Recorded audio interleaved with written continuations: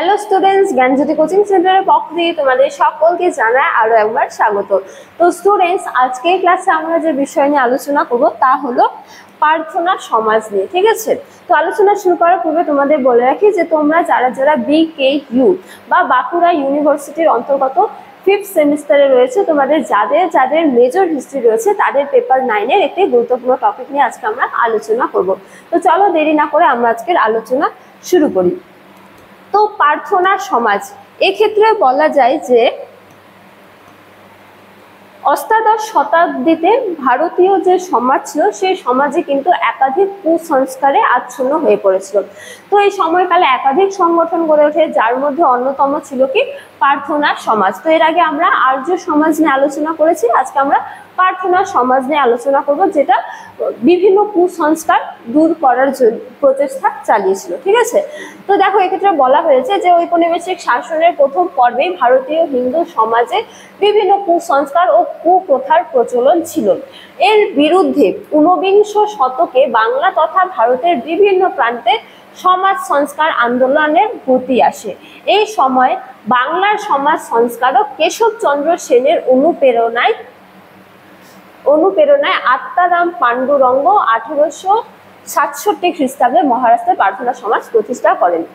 তো এই যে অষ্টাদশ শতাব্দী, সেই অষ্টাদশ শতাব্দীতে কিন্তু ভারতীয় সমাজে একাধিক কুসংস্কার বা বলা যায় যে একাধিক কুপ্রথার প্রচলন ছিল। তো এই কুসংস্কার দূর করার জন্য বা কুপ্রথাগুলো দূরীকরণের জন্য কিন্তু একাধিক হিন্দু ধর্ম সংস্কারের আন্দোলন শুরু হয়। ঠিক আছে, যার ফলে একাধিক সংগঠন গড়ে ওঠে, যার মধ্যে অন্যতম হলো প্রার্থনা সমাজ। তো এই প্রার্থনা সমাজ কে কবে কোথায় প্রতিষ্ঠা করেছিল? এক্ষেত্রে বলা যায় যে বাংলায় কেশবচন্দ্র সেনের অনুপ্রেরণায়, অর্থাৎ বাংলার সমাজ সংস্কারক কেশবচন্দ্র সেন বাংলায় সমাজ সংস্কারক করেছিলেন।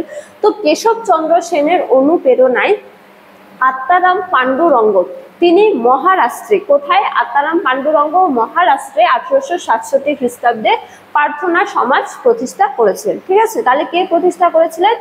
আত্মারাম পাণ্ডুরঙ্গ 1867 খ্রিস্টাব্দে মহারাষ্ট্রে প্রতিষ্ঠা করেছিলেন। তারপরে বলা হয়েছে যে সংস্কৃত পণ্ডিত ও ঐতিহাসিক রামকৃষ্ণ গোপাল ভান্ডারকর ও বিচারপতি মহাদেব গোবিন্দ, এখানে রানাডে হবে, মহাদেব গোবিন্দ রানাডে ছিলেন প্রার্থনা সমাজের অপর দুজন প্রাণ পুরুষ।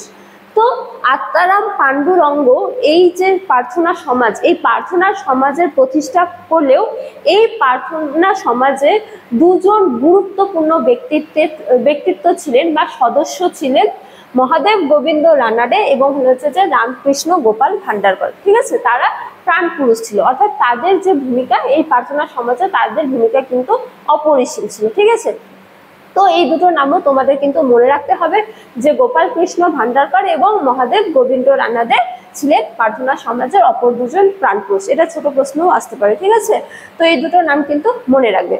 তা এবারে আমরা আলোচনা করব যে এই যে প্রার্থনা সমাজ, এই প্রার্থনা সমাজের লক্ষ্য বা উদ্দেশ্য কি ছিল। ঠিক আছে, দেখো এক্ষেত্রে বলা হয়েছে যে প্রার্থনা সমাজ প্রতিষ্ঠার প্রধান লক্ষ্য উদ্দেশ্য ছিল সমাজ থেকে জাতিভেদ প্রথার অবসান ঘটানো, পর্দা প্রথার অবসান ঘটানো, অস্পৃশ্যতা দূর করা, বাল্যবিবাহ রোধ করা, বহুবিবাহ রোধ করা এবং কি শিক্ষার প্রসার ঘটানো। ঠিক আছে, তো মহারাষ্ট্র হোক বা ভারতের অন্য প্রান্তেই হোক না কেন, তৎকালীন সময়ে কিন্তু জাতিভেদ প্রথা ছিল কঠোর। ঠিক আছে, তো এই জাতিভেদ প্রথা দূর করা বা অস্পৃশ্যতাই দূর করা এবং শিক্ষার প্রসার ঘটানো, বাল্যবিবাহ রোধ করা, বহু বিবাহ অবসান ঘটানো, এগুলোই ছিল, অর্থাৎ সমাজ সংস্কারক এগুলোই ছিল এই প্রার্থনা সমাজের প্রধান লক্ষ্য বা উদ্দেশ্য। ঠিক আছে, এবারে আমরা আলোচনা করব কার্যাবলী, তারা কোন কোন ক্ষেত্রে বিশেষ কার্য সম্পন্ন করেছিল। যেমন এক্ষেত্রে বলা হয়েছে যে সমাজ সংস্কারের উদ্দেশ্যে প্রার্থনা সমাজ বিভিন্ন উদ্যোগ নেয়। যেমন প্রার্থনা সমাজের অনুগামীরা হিন্দু ধর্ম ও হিন্দু সমাজের মধ্যে থেকে সমাজ সংস্কারের কথা চিন্তা করতেন। ঠিক আছে, তারপরে বলা হয়েছে যে প্রার্থনা সমাজের সদস্যরা বিধবা বিবাহ ও অবসন্ন বিবাহকে সমর্থন করতেন, বাল্য বিবাহ ও বহু বিবাহের বিরোধিতাও করতেন।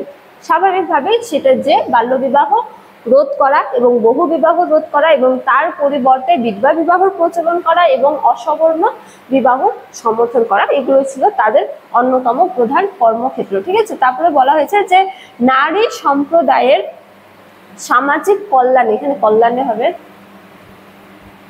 কল্যাণে প্রার্থনা সমাজ উদ্যোগ নেয়। তারপরে দলিত সম্প্রদায়ের কল্যাণ সাধন, একত্রে বসে ভোজন প্রভৃতির উদ্যোগ নেওয়া হয়। তো রানাডে বিধবা সমিতি ও সারদা সদন প্রতিষ্ঠা করেন এবং এর অধীনে বিভিন্ন শিশু সদন, অনাথ আশ্রম, বিধবা আশ্রম, চিকিৎসা কেন্দ্র প্রভৃতি তিনি কিন্তু প্রতিষ্ঠা করেন। কে? মহাদেব গোবিন্দ রানাডে। অর্থাৎ এই যে লক্ষ্য বা উদ্দেশ্য ছিল, সেই লক্ষ্য বা উদ্দেশ্য পূর্তির জন্যই তারা কিন্তু কি করেছিলেন? অসবর্ণ বিবাহ এবং বিধবা বিবাহকে সমর্থন করতেন, বাল্য বিবাহ এবং বহু বিবাহ রোধ করতেন। তারপরে তারা যে নারী কল্যাণ, সেই নারী কল্যাণের ক্ষেত্রেও যথেষ্ট ভূমিকা পালন করেছিলেন। তারপরে বলা হয়েছে যে দলিত সম্প্রদায়ের কল্যাণ সাধন এবং একত্রে বসে ভোজন, এই সমস্ত ক্ষেত্রেও তারা উদ্যোগ নিয়েছিল। তারপরে গোবিন্দ রানাডে প্রার্থনা সমাজের উদ্দেশ্য পূরণের জন্য বিধবা সমিতি 1861 খ্রিস্টাব্দে তিনি প্রতিষ্ঠা করেছিলেন। এর পাশাপাশি তিনি একাধিক অনাথ আশ্রম, বিধবা আশ্রম এবং চিকিৎসা কেন্দ্র তিনি কিন্তু প্রতিষ্ঠা করেছেন। ঠিক আছে, এই গেল প্রার্থনা সমাজের কার্যাবলী। এবারে প্রার্থনা সমাজ শিক্ষার প্রসার ঘটানোর জন্য যে একাধিক যে কর্ম করেছিল, সেগুলো নিয়ে এবারে আমরা আলোচনা করব। যেমন শিক্ষার প্রসারের জন্য প্রার্থনা সমাজ কি করেছিল? এক্ষেত্রে বলা যায় যে প্রার্থনা সমাজ শিক্ষার প্রসারে উল্লেখযোগ্য ভূমিকা পালন করেছিল। যেমন নারী শিক্ষা প্রসারের উদ্দেশ্যে মহাদেব গোবিন্দ রানাডে পুনায় একটি বালিকা বিদ্যালয় প্রতিষ্ঠা করেন। নারীদের যে শিক্ষা, সেই নারীদের শিক্ষা প্রতিষ্ঠার জন্য বা প্রসারের জন্য তিনি পুনায় একটি বালিকা বিদ্যালয় প্রতিষ্ঠা করেছিলেন। তারপরে উচ্চ শিক্ষার প্রসারের উদ্দেশ্যে তিনি 1884 খ্রিস্টাব্দে দাক্ষিণাত্য শিলা সমাজক প্রতিষ্ঠা করেছেন। ঠিক আছে, উচ্চ শিক্ষার প্রতিষ্ঠার জন্য। তারপরে রয়েছে যে এই দাক্ষিণাত্য শিক্ষা সমাজের উদ্যোগে পুনায় ফার্গুস কলেজ এবং সাংলিতে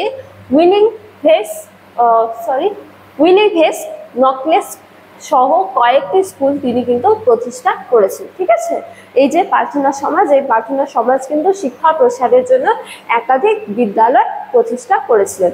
তারপরে পরিশেষে বলা যায় যে 19 শতকে প্রার্থনা সমাজ, এখানে সমাজ হবে, প্রার্থনা সমাজ মহারাষ্ট্রের সমাজ জীবনে উল্লেখযোগ্য অবসান রাখতে সক্ষম হয় এবং প্রার্থনা সমাজের এই সংস্কারমূলক কার্যগুলির প্রভাবে এই সংগঠন মাদ্রাজ ও অন্ধ্রের তেলেগু হবে, এখানে তেলেগু ভাষাভাষী অঞ্চলে জনপ্রিয়তা লাভ করে। তারপরে বলা হয়েছে যে সামাজিক কাজকে আরো এগিয়ে নিয়ে যাওয়ার উদ্দেশ্যে মহাদেব গোবিন্দ রানাডে 1870 খ্রিস্টাব্দে একটি পুনর সার্বজনীন সভাও প্রতিষ্ঠা করেন। তো সব মিলিয়ে পরিশেষে বলা যায় যে এই যে প্রার্থনা সমাজ, এই প্রার্থনা সমাজ কিন্তু সমাজ সংস্কারের উদ্দেশ্যে একাধিক ভূমিকা পালন করেছিল। ঠিক আছে, একাধিক ক্ষেত্রে পরিবর্তন সাধন করে গুরুত্বপূর্ণ ভূমিকা পালন করেছিল, যার জন্য এই সমাজ কিন্তু পরবর্তীকালে আরো বিভিন্ন অঞ্চলে স্প্রেডও হয়েছিল বা যে গুরুত্ব লাভ করেছিল। তারপরে বলা যায় যে প্রার্থনা সমাজের এই যে সমাজ সংস্কারের গতি, এই সমাজ সংস্কারের গতিকে আরো এগিয়ে নিয়ে যাওয়ার জন্য মহাদেব গোবিন্দ রানাডে পুনায় একটি সার্বজনীন সভা প্রতিষ্ঠা করেন। তো ছোট প্রশ্নে আসতে পারে যে পুনা সার্বজনীন সভা কে প্রতিষ্ঠা করেছিলেন? পুনা সার্বজনীন সভা কে প্রতিষ্ঠা করেছিলেন? মহাদেব গোবিন্দ রানাডে। কত খ্রিস্টাব্দে? 1870 খ্রিস্টাব্দে।